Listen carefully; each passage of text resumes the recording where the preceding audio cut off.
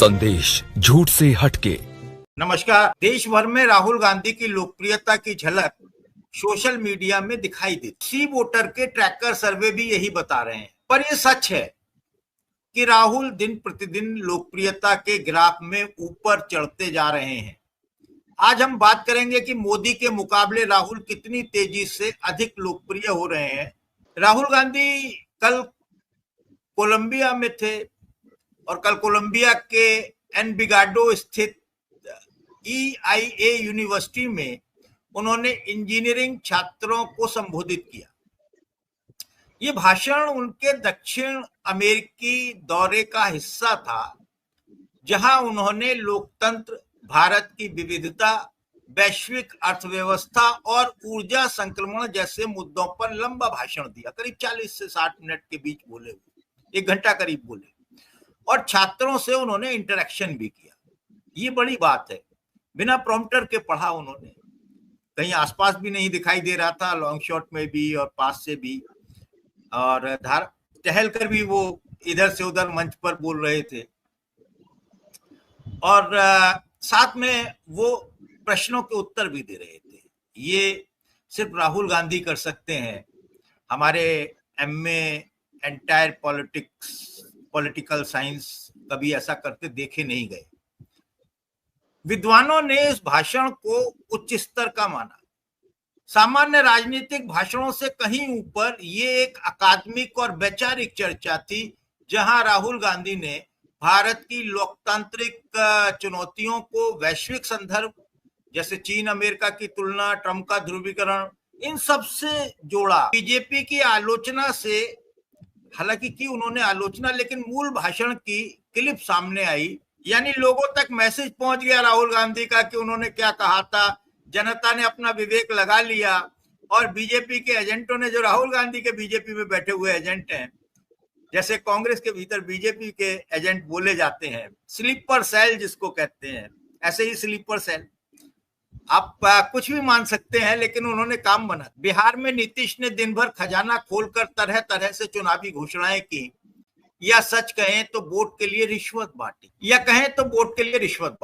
क्योंकि इसी हफ्ते चुनाव घोषित होने हैं। अधिकारियों के तबादले भी खूब किए गए हैं। आज चुनाव में क्या NDA की हालत तमाम करामातों के बाद भी बहुत पतली है?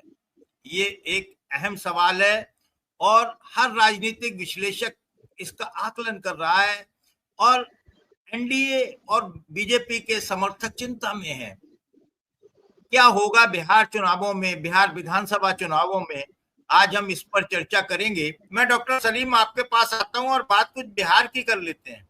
बिहार में आज सुबह से बिना मुंह धोए लग गए नीतीश बाबू और खोल दिए खजाने। बोले ये 10-10 हजार रुपए, ये फलानी सहायता, ये फलाना भत्ता, ये महंगाई भत्ता, इसको ये, उसको वो। तो सर ये सब चल रहा है, यानी रिश्वत सीधी सीधी। इस सब के बाद भी एक चीज है, उन्हें भरोसा नहीं है आज तक कि NDA जो है वो इस चुनाव में सरकार बनाने की हैसियत में आ पाएगी। क्या लगता है आपको बिहार के चुनाव में ये सब क्या हो रहा है? मुझको जावेद अख्तर का एक शेर याद आ गया, बड़ी लंबी बहर का शेर है। जावेद अख्तर कहते हैं, जरा मौसम तो बदला है मगर पेड़ों की शाखों पर नए पत्तों के आने में अभी कुछ दिन लगेंगे। ये पहला मिसरा है इतना तभी। जरा मौसम तो बदला है मगर पेड़ों की शाखों पर नए पत्तों के आने में अभी कुछ दिन लगेंगे। दूसरा मिसरा इससे भी ज्यादा खूबसूरत है। बहुत से जर्द चेहरों पर गुब्बारे गम है कम बेशक। यानी ये जो गैप कम हुआ है ना, उसकी वजह से बहुत से जर्द चेहरों पर गुब्बारे गम है कम बेशक, पर इनको मुस्कुराने में अभी कुछ दिन लगेंगे। तो बहरहाल कुछ दिन लगेंगे और जो तब्दीली आ रही है, जो परिवर्तन आ रहा है, वो पॉजिटिव डायरेक्शन में। मतलब ये कि गैप कम हो रहा है, गैप बढ़ नहीं रहा है। आपने बिहार की बात कही और नीतीश कुमार क्योंकि जब इंसान कुछ नहीं कर सकता है तो क्या करता है?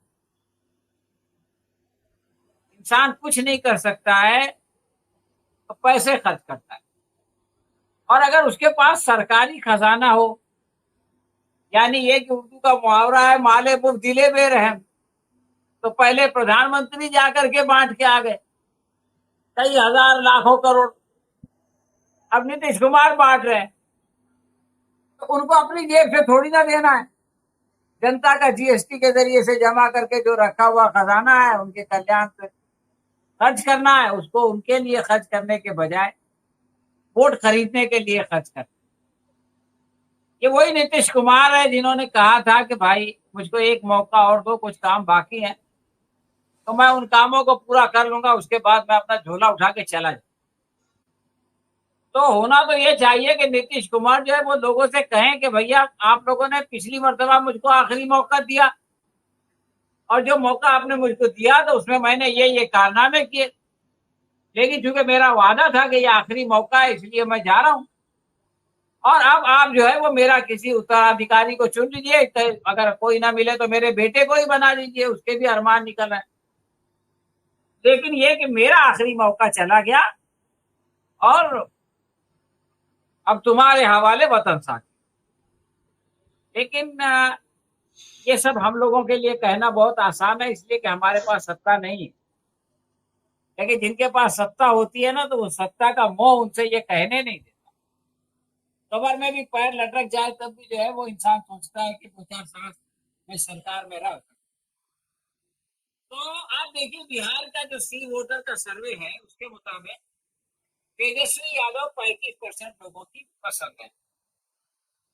ये बेचारे नीतीश कुमार जो पैसे बांट रहे हैं वो दूसरे नंबर पे भी नहीं है, वो 16% पे है। और इन दोनों के बीच में एक नया खिलाड़ी आ गया है प्रशांत किशोर जो 23%।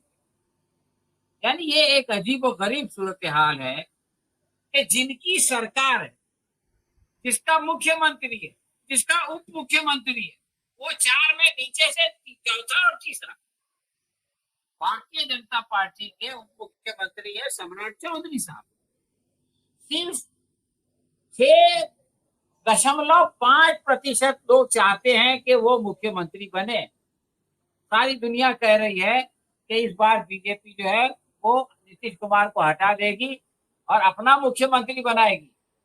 तो मुख्यमंत्री पद का बीजेपी में सबसे बड़ा दावेदार सम्राट चौधरी है और सम्राट चौधरी को सिर्फ 6.5% लोग मुख्यमंत्री पद पर देखना चाहते हैं। अब अगर वो ना बन सके तो फिर नीतीश कुमार को बनाना पड़े तो उनको जो है सिर्फ 16% लोग देखना चाहते हैं। ये कितनी बड़ी विडंबना है कि आपके पास सत्ता है, आपके पास डबल इंजन सरकार है, आपके ऊपर केंद्र सरकार का हाथ है, आपके साथ मीडिया है, आपके पास रिश्वत देने के लिए खजाना है। इसके बावजूद आप तीसरे और चौथे नंबर पे खड़े हैं और जिनके पास ये कुछ नहीं है वो पहले और दूसरे नंबर पे खड़ा है। ये एक संकेत है जो है और ये सी वोटर का है जिसके के अक्सर सर्वे जो है वो मैनिपुलेट हो जाते हैं एनडीए के पे। वो भी मजबूर है कि इन सच्चाइयों को पेश करे, वरना ये कि लोग उसकी बात पर बिल्कुल भरोसा करना छोड़ देंगे।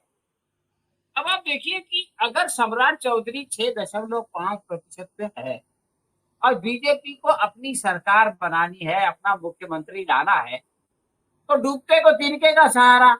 वो तिनका कौन है? वो तिनका प्रधानमंत्री मोदी। इसलिए इस बात का जो है वो महत्व है कि राहुल गांधी और मोदी के बीच का गैप बढ़ रहा है या घट रहा है।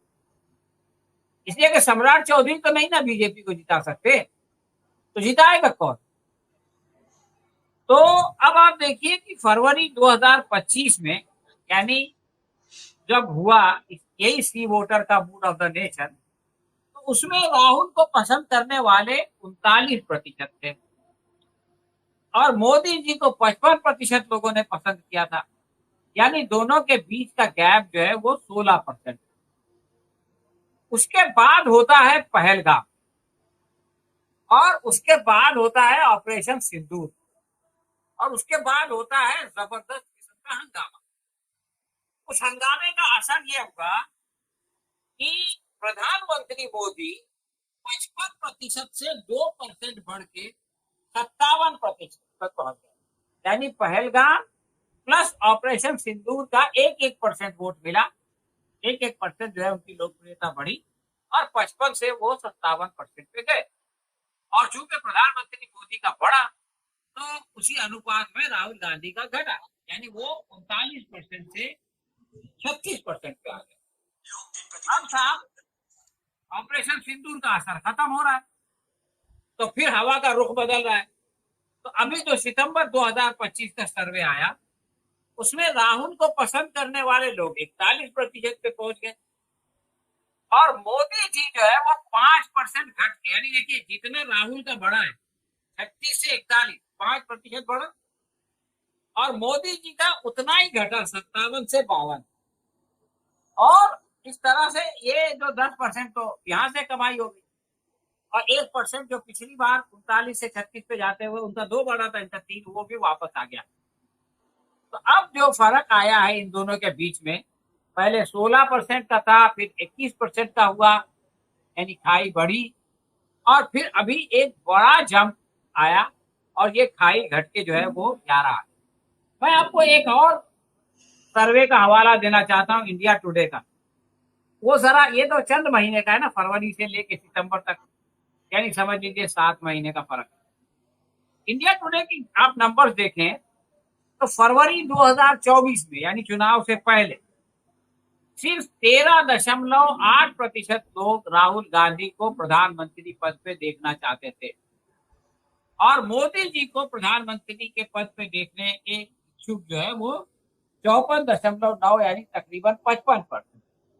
ये उस जमाने की बात है जब लोग ये सोचते थे कि मोदी नहीं तो शाह साहब आ जाएंगे, शाह साहब नहीं तो योगी साहब आ जाएंगे। अब तो उन सबका सुपड़ा साफ हो गया। उसके बाद अगस्त चुनाव खत्म हो गए। चुनाव खत्म होने के बाद क्या हुआ? कांग्रेस की सरकार नहीं बनी, इंडिया की सरकार नहीं बनी, लेकिन अगस्त 2024 में राहुल गांधी 13.8% से बढ़ के 22.4% पे पहुंचे। ये कोई मामूली जंप नहीं है। मोदी जी सरकार बना रहे हैं और राहुल गांधी की लोकप्रियता जो है वो, अगर हम इसको राउंड अप कर दें तो 14% से बढ़ के 22% तक चली जाती है। और मोदी जी का क्या होता है? मोदी जी जो है वो 55% से घट के 49% पे आ जाते हैं। ये शुरू हुआ है पिछले साल 2024 चुनाव से पहले और चुनाव के बाद। और अब जो अगस्त 2025 में इंडिया टुडे ने किया तो उसके मुताबिक राहुल गांधी जो है 22.4 से बढ़ के 24.7 पे पहुंच गए और उनका 2.5 जो है वो प्रतिशत बढ़ गया। और प्रधानमंत्री मोदी का भी उन्होंने बढ़ा दिया 2%, यानी इंडिया टुडे के मुताबिक वो 51.5 पे है। तो मैं ये सब नंबर्स आपको इसलिए बता रहा हूँ कि आप इस पर एज इट इज विश्वास न करें, लेकिन ये कि इससे हवा के रुख का अंदाजा आप कर सकते हैं कि हवा जो है वो किस तरफ बह रही है। ऐसे ही 2 बातें मैं कोलंबिया के ताल्लुक से और जेन जी के ताल्लुक से करना चाहता हूँ। देखिए, कोलंबिया में राहुल गांधी उस दिन भाषण दे रहे थे जिस दिन संघ आरएसएस जो है वो अपना 100वीं वर्षगांठ मना रहा था नागपुर में, और मोहन भागवत साहब जो है वो विजयदशमी का त्योहार मना रहे थे। और उससे एक दिन पहले मोदी जी जो है वो दिल्ली में वो टिकट जारी कर चुके थे, सिक्का जारी कर चुके थे, लंबा चौड़ा भाषण दे चुके थे। अब इधर भागवत साहब क्या बोल रहे हैं उसके बारे में आखिर में बोलूंगा, लेकिन ये कि राहुल गांधी ने भारत को और चीन का जो है वो तुलना कर दी।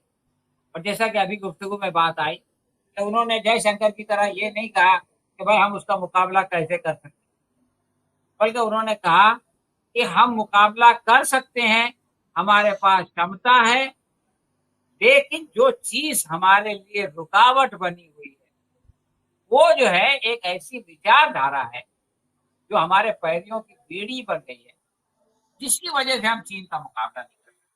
यानी आप देखिए, एक तरफ नागपुर से विचारधारा का प्रोपगंडा हो रहा है, मोदी जी लंबा चौड़ा लेख लिख रहे हैं अंग्रेजी में।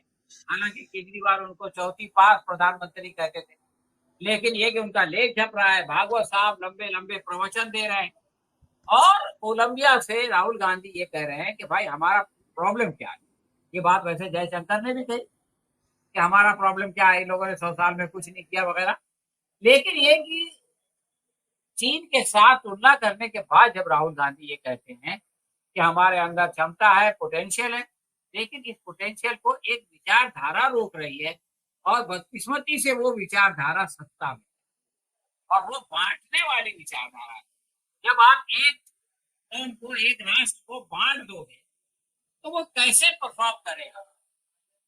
परफॉर्म करने के लिए, किसी लड़ाई को जीतने के लिए, चाहे वो आर्थिक लड़ाई क्यों ना हो, सारे लोगों को एकजुट होना जरूरी है। सारे लोगों को कंधे से कंधा मिला के जो है वो कशमकश करना जरूरी है, मेहनत करना जरूरी है। लेकिन ये कि ये लोगों को बांट रहे हैं, ये लोगों को आपस में लड़ा रहे हैं।